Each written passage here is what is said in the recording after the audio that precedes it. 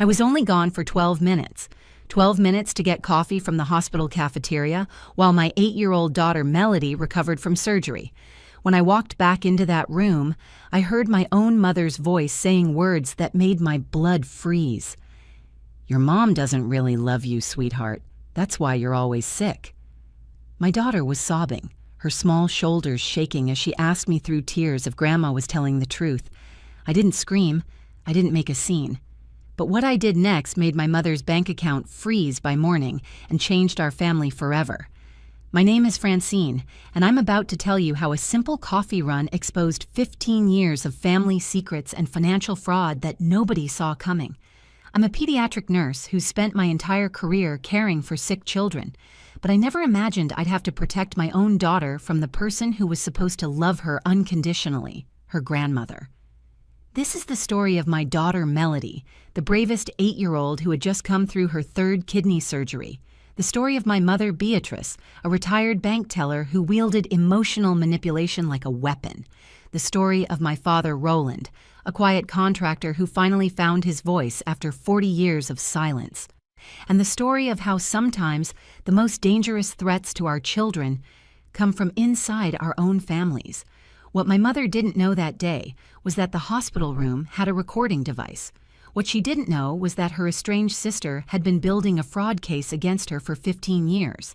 And what she certainly didn't know was that she had just crossed a line that would cost her everything: her financial freedom, her reputation, and her access to the granddaughter she claimed to love. But I'm getting ahead of myself. Let me take you back to that morning, to the surgical waiting room where my mother sat like a queen holding court, making comments about my failures as a parent while my baby girl was being cut open down the hall. Let me tell you about the 12 minutes that revealed the truth about 3 generations of toxic motherhood and how I finally found the strength to break the cycle. Because this isn't just about a grandmother's cruel words to a sick child. This is about the moment I realized that my daughter's chronic illness might have been made worse by the chronic toxicity of someone we trusted. This is about discovering that the same woman who convinced me I was broken as a child was now trying to break my daughter. And this is about the decision that every parent eventually faces. Do you keep the peace or do you protect your child? I chose my child, and my mother's bank account wasn't the only thing that froze that morning. So did 40 years of manipulation, 15 years of financial crimes, and a lifetime of believing that family means accepting abuse. The coffee cost me $4.50. The truth it revealed was priceless, and the freedom it brought my daughter was worth more than the $150,000 my mother would eventually be forced to pay back to the family she robbed. This is our story. The morning of Melody's surgery started at 4 a.m. with her small hand shaking me awake. She didn't say anything at first, just climbed into my bed and pressed her face against my shoulder. I could feel her tears soaking through my nightshirt, and I knew she was scared. This was her 3rd surgery in 2 years, but knowing what to expect somehow made it worse, not better. "Mama, what if something goes wrong this time?" she whispered into the darkness. I pulled her closer, breathing in the strawberry scent of her shampoo. "Remember what Dr. Harrison said? This surgery is going to make things so much better. No more pain when you eat. No more missing school because your tummy hurts. This is the last big one, baby. Promise?" "I promise we're going to do everything we can to make you feel better." By 5 a.m., we were both dressed and ready. Melody insisted on wearing her lucky purple socks, the ones with little unicorns that her best friend Sage had given her. I braided her long brown hair the way she liked it, tight enough to stay neat but loose enough not to give her a headache. She clutched Mr. Peanuts, her stuffed elephant, like her life depended on it. "Mr. Peanuts is brave," she announced as I packed our hospital bag. "He told me he's not scared at all." "Mr. Peanuts is very brave," I agreed, tucking in her iPad, charger, favorite blanket, and the Get Well cards her class had made. "Just like you." The drive to Children's Medical Center took 20 minutes. Melody was quiet in the back seat, watching the sun slowly paint the sky pink and orange. I kept glancing at her in the rearview mirror, memorizing her face, the way mothers do when they're terrified but can't show it. Check-in was smooth. The nurses knew us by now. 3 surgeries in 2 years make you a familiar face, whether you want to be or not. Brenda, my colleague from the fourth floor, stopped by to give Melody a new coloring book. "For when you wake up," Brenda said, winking. "I heard you're an artist." Melody managed a small smile. "I drew a picture of my kidney. Mama says it looks like a bean, but I think it looks like a baby dinosaur." We were settling into the pre-op room when I heard my mother's voice cutting through the morning calm like a rusty blade. "Francine, this hospital's parking is absolutely criminal. $20 just to visit my sick granddaughter." Beatrice swept into the room wearing her typical outfit, pressed beige pantsuit, pearl necklace, and an expression that suggested the entire world existed solely to inconvenience her. My father, Roland, shuffled in behind her, carrying her purse and looking apologetic. "Hi, Mom. Hi, Dad." I stood to hug them both, though my mother's embrace felt like being briefly trapped by a mannequin. "Hello, sunshine," my father said to Melody, his weathered face creasing into a genuine smile. "How's my brave girl?" "Hi, Grandpa. Did you bring me a rock?" Roland had been bringing Melody rocks from his construction sites for years. She had a whole collection at home, each one labeled with where it came from and when. He pulled a smooth gray stone from his pocket. "This one's from the new library they're building. Thought you might like to hold on to it during the surgery. For luck." My mother scoffed. "Roland, she can't take a dirty rock into surgery. Honestly." "It's not dirty. I washed it," he said quietly, but he was already retreating, the way he always did when Beatrice used that tone. "The surgery's at 8, I said, trying to redirect. "They'll take her back in about an hour." "Another surgery," my mother sighed dramatically, settling into the visitor's chair. "You know, Francine, when you were young, you had terrible asthma, but we never needed all these surgeries. I sometimes wonder if doctors today just like to cut children open for profit." "Mom, please. Not today. I'm just saying, maybe if you got a second opinion from that specialist I mentioned, the one from my church group whose son is supposedly brilliant." "Beatrice," my father warned gently. "What? I'm trying to help. Someone needs to ask the hard questions. Francine's too emotional to think clearly. That's always been her problem. Too soft, too quick to coddle." I focused on Melody, helped her into the hospital gown, made sure Mr. Peanuts was positioned just right in her arms. The anesthesiologist came by to explain the process, and Melody asked her usual questions about whether she'd dream while she was asleep. "Some people do," Dr. Kwan said kindly. "What would you like to dream about?" "Swimming with dolphins," Melody said immediately, "in water that doesn't hurt my tummy." My mother muttered something about unrealistic expectations, but I ignored her. I'd gotten good at that over the years. What I hadn't gotten good at was protecting Melody from her grandmother's subtle poison. That failure would haunt me in exactly 3 hours and 47 minutes when I'd return from my coffee run to find my mother destroying my daughter's trust in the one person who loved her most. But in that pre-op room, I just held my daughter's hand and promised her I'd be there when she woke up. The surgery took 4 hours. 4 hours of sitting in uncomfortable waiting room chairs, drinking terrible vending machine coffee, and deflecting my mother's running commentary about everything I'd done wrong in raising Melody. According to Beatrice, I fed her the wrong foods, chose the wrong doctors, and worst of all, I was raising her without a father figure. "A girl needs stability," she said for perhaps the 100th time since Melody's diagnosis. "Children from broken homes are always sicker. It's proven science." "Francine's doing an amazing job," my father interjected, but his voice was barely above a whisper. "Roland, don't enable her. Someone needs to tell her the truth." The truth. My mother's version of truth was a twisted thing, shaped to cut where it hurt most. But I was too exhausted to argue, too focused on the clock, counting down minutes until I could see my baby again. When Dr. Harrison finally emerged at 12:15 p.m., still in her surgical scrubs, I jumped to my feet so fast I knocked over my coffee cup. "Everything went perfectly," she said, and I nearly collapsed with relief. "We were able to repair the blockage completely. Her kidney function should improve dramatically once she heals. She's in recovery now, just starting to wake up." "Can I see her?" "Of course. Room 308. She'll be groggy, but she's asking for you." I practically ran to the elevator, my parents trailing behind. When I reached Melody's room, she looked so small in the hospital bed, her face pale against the white pillows. but her eyes fluttered open when she heard my voice. "Mama? I'm here, baby. You did so good. The doctor said everything went perfect." She gave me a weak smile, then closed her eyes again. The nurse adjusting her IV looked up at me with kind eyes. "She'll be in and out for a while. The anesthesia takes time to wear off completely." My mother surveyed the room with her critical eye. "These rooms are smaller than last time. And why is there no chair for Roland? Really, for what they charge, you'd think they could provide adequate seating." I'd been awake for over 8 hours. The adrenaline crash was hitting hard, and I realized I hadn't eaten anything since dinner the night before. My stomach was cramping and my head was starting to pound. "I'll sit with her," my mother announced, settling into the recliner next to Melody's bed like it was her throne.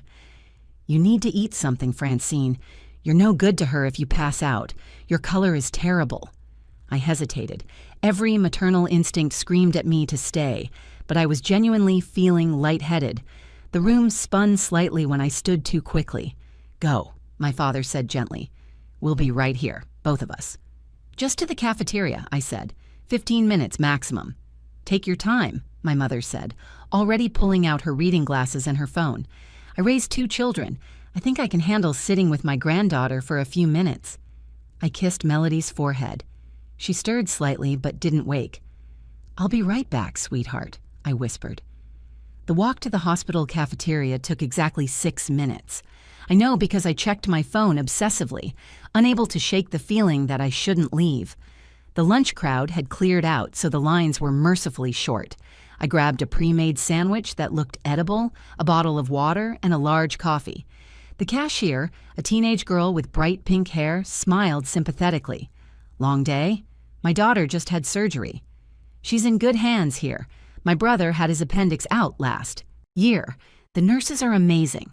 I managed a smile and headed back, walking faster as I approached the pediatric ward. That's when I heard it. My mother's voice floating through the partially open door of room 308, low and insistent, the tone she used when she thought no one important was listening. "You need to understand something, Melody. Your mother acts like she loves you, but if she really did, would you be sick all the time? Think about it, sweetheart. Real mothers protect their children. Real mothers don't let them suffer like this." I froze in the hallway, my coffee cup trembling in my hand. Through the crack in the door, I could see my father standing in the corner, his face pale, his hands clenched at his sides.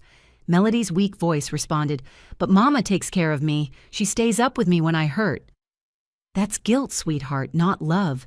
She feels guilty because deep down she knows she's the reason you're sick. Some mothers just aren't meant to have children. Their bodies make broken babies. Your mother was sick too when she was little. Weak lungs, weak constitution, and now you have weak kidneys. Do you see the pattern?" The sound that came from my daughter then was like nothing I'd ever heard. A broken, confused sob that seemed to come from the depths of her soul. The coffee cup slipped from my hand, hitting the floor with a crash that announced my presence. I pushed open the door to find Melody crying, her heart monitor beeping faster, her small hands clutching the blanket. "Mama." Her eyes found mine, red and swollen, filled with a confusion that broke my heart. "Grandma says you don't really love me. She says that's why I'm always sick. Is it true? Did I come out wrong because you didn't want me?" The room went silent except for the steady beep of machines and Melody's ragged breathing. My mother stood up slowly, smoothing her pantsuit, not even attempting to look ashamed. Every instinct in my body screamed at me to rage, to grab my mother by her pearl necklace and physically drag her from the room, to scream every thought I'd suppressed for 34 years. But I looked at my daughter, my beautiful, brave daughter who had just come through surgery, her face still puffy from anesthesia, tears streaming down her cheeks, and I knew she didn't need to witness more trauma. I set down what was left of my coffee very carefully on the side table. My movements were deliberate, controlled. I walked to Melody's bed and took her small hand in both of mine. "Baby, look at me," I said, my voice steady despite the fury burning in my chest like acid. "Look right at Mama's eyes." She turned to me, hiccuping through her tears. "I loved you before you were born. I loved you the first time I felt you kick. I loved you through every surgery, every sick day, every moment. And you know how I used to sing to you when you were in my belly?" She nodded slightly. That's because I couldn't wait to meet you. And when you were born, the nurse put you on my chest and you grabbed my finger with your tiny hand, and I knew you were the most perfect thing I'd ever seen. Your illness has nothing to do with love. It's just something that happened, like how some people need glasses or have freckles. You're not broken, sweetheart. You're perfect exactly as you are. But Grandma said you made me sick because your body was broken too. I felt my father shift in the corner, heard him clear his throat like he wanted to speak but couldn't find the words. Grandma is wrong, I said simply, and she's going to leave now. My mother huffed, already gathering her purse with sharp, irritated movements. Francine, you're being dramatic. I was simply preparing the child for reality.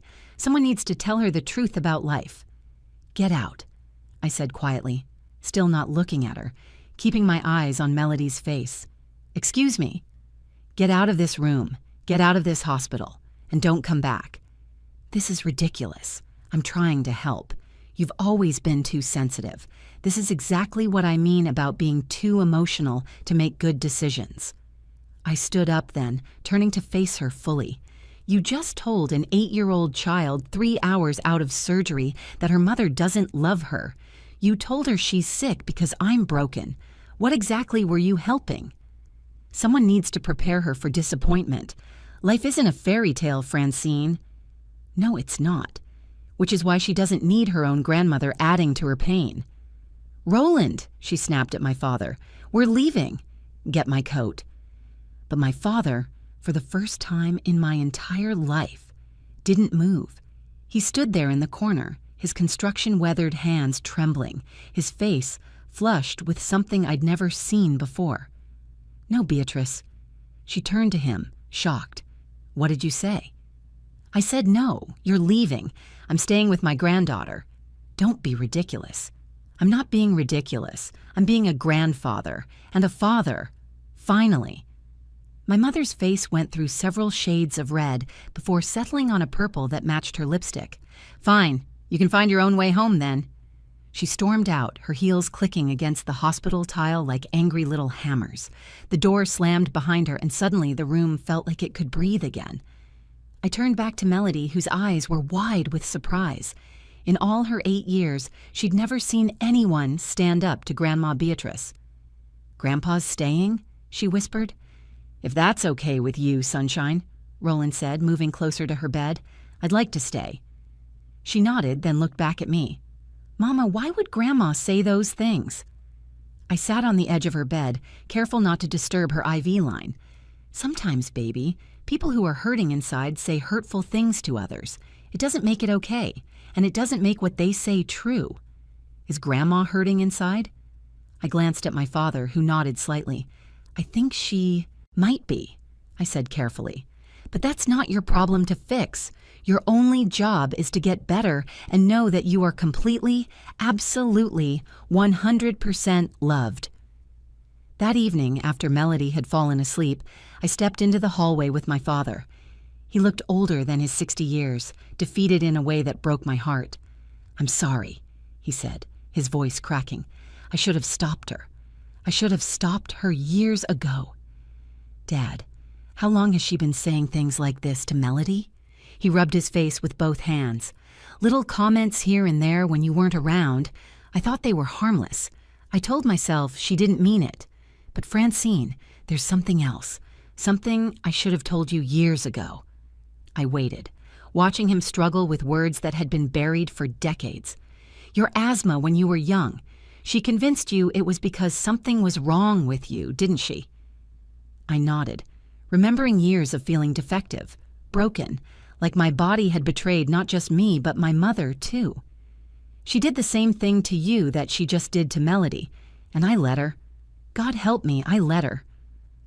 That night, I made 3 phone calls from the family lounge while my father sat with Melody. Each call set in motion events that would change everything. The first was to my lawyer cousin, Theodora. The second was to someone I hadn't spoken to in 15 years, my mother's estranged sister, Aunt Geraldine. The third was to document everything with hospital security and the charge nurse, because I knew this was far from over. The next morning, my mother discovered her bank account was frozen. Not by me. I didn't have that power. But Aunt Geraldine did. The call I'd made to her the night before had set off a chain of events 15 years in the making. My phone rang at 7 a.m. Beatrice's name flashed on the screen. I let it go to voicemail. It rang again immediately, then again. On the fourth call, I stepped out of Melody's room and answered. "What did you do?" she shrieked without preamble. "My accounts are frozen, all of them. The bank says there's an investigation for fraud." "I didn't do anything to your accounts, Mother." "Don't lie to me. This is about yesterday. You're trying to punish me for telling the truth." "No, Beatrice," a familiar voice said behind me. I turned to see Aunt Geraldine walking down the hospital corridor, looking exactly as I remembered her, tall, silver-haired, and radiating the kind of quiet strength my mother never possessed. This is about 15 years of theft. I hadn't seen Geraldine since my grandmother's funeral. She'd left immediately after the service, and my mother had told everyone it was because she was unstable, selfish, couldn't handle grief properly. But the woman standing before me looked anything but unstable. "Francine, may I?" She gestured to my phone. I handed it over, still in shock. "Beatrice, this is Geraldine. The accounts are frozen because I finally provided the bank with evidence that you've been stealing from Mother's trust for 15 years. Even through the phone, I could hear my mother's sharp intake of breath. "The inheritance was supposed to be split equally," Geraldine continued calmly, 300,000 each. "But you convinced Mother I was unstable during her final days when dementia had taken hold. You had her change the will, but you forgot about the joint accounts she'd set up years before, accounts you've been illegally accessing ever since." "You can't prove anything." "Actually, I can. 15 years of bank statements, forged signatures, and unauthorized withdrawals. I've had a forensic accountant tracking every penny. I never acted on it because I didn't want to hurt Francine and Roland. But when Francine called me last night sobbing about what you did to that precious little girl, I knew it was time." My mother hung up. Geraldine handed me back my phone with a sad smile. "How did you know to document everything?" I asked. "Because she did the same thing to me when we were children. Convinced our parents I was troubled, difficult, unlovable. I spent years in therapy undoing that damage. When I heard she had a granddaughter, I started watching, waiting, hoping she'd changed. But people like Beatrice don't change. They just find new victims." We sat in the family lounge while Geraldine explained everything. The investigation would likely result in criminal charges. The forensic evidence was overwhelming. My mother had stolen approximately $150,000 over 15 years, thinking she was too smart to get caught. "But that's not the worst part," Geraldine said, pulling out a folder. "I hired a private investigator 5 years ago. Did you know your mother was telling people at her church that Melody's illness was God's punishment for you being a single mother?" My stomach turned. "What?" "She's been building a narrative for years. Poor Beatrice, suffering with a disappointing daughter and sick grandchild. She's collected thousands in prayer donations from well-meaning church members who thought they were helping with medical bills. But I've never taken a penny from her for Melody's care." "Exactly. That money went straight into her personal account." My father appeared in the doorway looking haggard. He'd stayed with Melody all night while I'd tried to process everything. "Roland," Geraldine said gently, "I'm sorry you're finding out this way." He sat down heavily. "I knew about the church donations. I tried to make her stop. She said it was voluntary, that people wanted to help." "Did you know what she was saying about Francine and Melody?" His silence was answer enough. "There's more," Geraldine continued. "Francine, your asthma as a child. Do you remember getting worse whenever Beatrice gave you that special tea she made?" A memory surfaced, sharp and sudden. The bitter tea my mother insisted would help my breathing. How I always felt worse after drinking it, but she said it was the toxins leaving my body. "She was putting eucalyptus oil in it," Geraldine said quietly. "Eucalyptus oil can trigger severe asthma attacks when ingested. I found her diary from that time. She wrote about how your illness brought her attention, sympathy, made her feel needed." The room spun. My father made a choking sound. "She made Francine sick on purpose?" he gasped. "Not to kill her, just enough to keep her weak, dependent.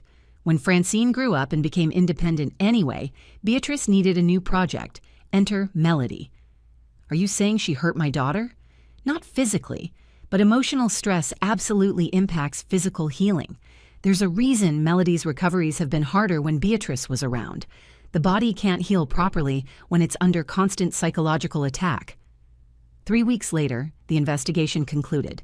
Beatrice was arrested on charges of fraud, embezzlement, and theft. The local newspaper ran the story. Local woman charged with stealing inheritance, church donations. Her carefully constructed reputation crumbled overnight. She was ultimately forced to pay full restitution to Geraldine plus interest, totaling nearly $200,000. She avoided jail time through a plea deal that included 5 years of financial probation and 500 hours of community service. The church banned her from the property after learning she'd been collecting money under false pretenses. But the real resolution came the day Melody looked at me and said, "Mama, I feel better without Grandma Beatrice around. Is that bad?" "No, baby," I told her, holding her close. "That's your heart telling you the truth, and the truth is never bad." Beatrice was ultimately forced to pay restitution to Aunt Geraldine, $150,000 plus interest. She avoided jail time but was placed on financial probation for 5 years. The church congregation, horrified to learn they'd been deceived, demanded she return the donations she'd collected under false pretenses. She moved to Florida to live with her sister Patricia, who ironically had always seen through her manipulation but lived too far away to intervene. But the real aftermath wasn't about money or legal victories. It was about what happened in the weeks and months that followed. My father moved into a small apartment near us. For the first time in 40 years, he was free from my mother's constant criticism.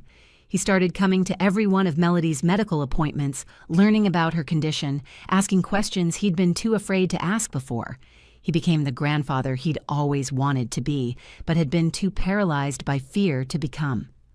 "Grandpa Roland makes me laugh," Melody told me one evening, 3 weeks after the surgery. "And he doesn't say mean things about you, Mama. He says you're the best mom in the whole hospital, and you work there, so you would know all the other moms." The surgery was a complete success. Melody's kidney function improved dramatically, and within 2 months she was back to being a normal, energetic 8-year-old. She joined the swim team, something she'd never been able to do before. Watching her dive into that pool for the first time, fearless and strong, I cried behind my sunglasses. Dr. Harrison pulled me aside during a follow-up appointment. "I've seen this before," she said quietly. "Toxic stress from family members can absolutely impact a child's recovery and overall health. Their cortisol levels stay elevated, their immune systems weaken, their bodies can't heal properly. Removing that source of stress was medicine just as powerful as any surgery." Aunt Geraldine visited us for Melody's 9th birthday. She brought photo albums I'd never seen, pictures of my grandmother holding me as a baby, looking at me with such pure love that it made me cry right there at the kitchen table. "Your grandmother adored you," Geraldine said, rubbing my back. "Beatrice couldn't stand it. She wanted all the attention for herself, so she created a narrative where you were weak, needed fixing, weren't quite right. She did the same thing to your daughter. But you broke the cycle, Francine. You broke it." 6 months later, I received a letter from my mother. No apology, just accusations and demands to see her granddaughter. I filed it with the others, unopened, in a folder my lawyer advised me to keep. She tried reaching out through mutual friends, through distant relatives, even through social media. Each attempt was met with silence. My father asked me once if I could ever forgive her. "Maybe someday," I told him honestly. But forgiveness doesn't mean access. Forgiveness doesn't mean forgetting. And it definitely doesn't mean giving her another chance to hurt Melody. My daughter's safety and well-being come first. Always. "I wish I'd been that strong," he said, tears in his weathered eyes. "I wish I'd protected you the way you're protecting her." "You're here now, Dad. That's what matters." The biggest change came in me. I started therapy to deal with 34 years of manipulation I hadn't even realized I was carrying. I learned that my asthma wasn't my fault, that my daughter's illness wasn't my fault, that my mother's inability to love us properly wasn't my fault either.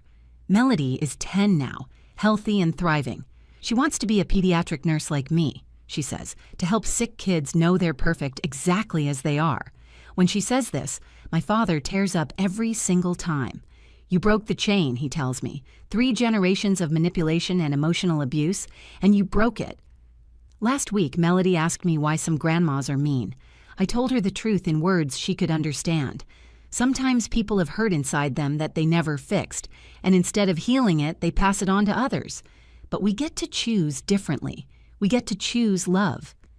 She thought about that for a moment, then said, I'm going to be the kind of grandma who bakes cookies and tells kids they're wonderful. I know you will, baby. I didn't scream that day in the hospital. I didn't cause a scene. But I did something far more powerful. I protected my daughter and showed her what real love looks like. Fierce, unwavering, and willing to stand against anyone who would try to dim her light. The coffee I bought that day went cold, untouched, splattered across the hospital floor. But what I gained in those 12 minutes, the clarity to finally see my mother's toxicity for what it was and the courage to end it, that was worth more than all the inheritance money in the world. Sometimes, the most powerful thing you can do isn't raising your voice. It's raising your standards for who gets access to your child's heart. And sometimes, protecting the next generation means being willing to lose the previous one. That's the real inheritance I'm leaving Melody, the knowledge that she is worthy of love, exactly as she is, and the strength to walk away from anyone who tries to convince her otherwise. She'll never have to question if she's enough because I made sure the voices telling her she wasn't were removed from her life completely. My mother thought she was teaching Melody about reality. Instead, she taught both of us the most valuable lesson of our lives. Family isn't about blood. It's about who shows up with love instead of poison, who builds you up instead of tearing you down, and who sees your worth even when you're at your weakest. Melody and I are closer than ever. My father is finally the man he always wanted to be. And somewhere in Florida, my mother is probably telling anyone who will listen that she's the victim in all this. But that's no longer our story to carry. We've written a new one, and it's beautiful. If this story resonated with you, if you've ever had to protect your children from toxic family members, or if you believe that sometimes the bravest thing we can do is walk away, please share this video. Leave a comment below about your own experiences with breaking toxic cycles. Your story might help someone else find their courage. And don't forget to subscribe to our channel for more real, raw stories about the choices parents make to protect their children. Remember, choosing your child over toxic family isn't cruel. It's love in its fiercest form.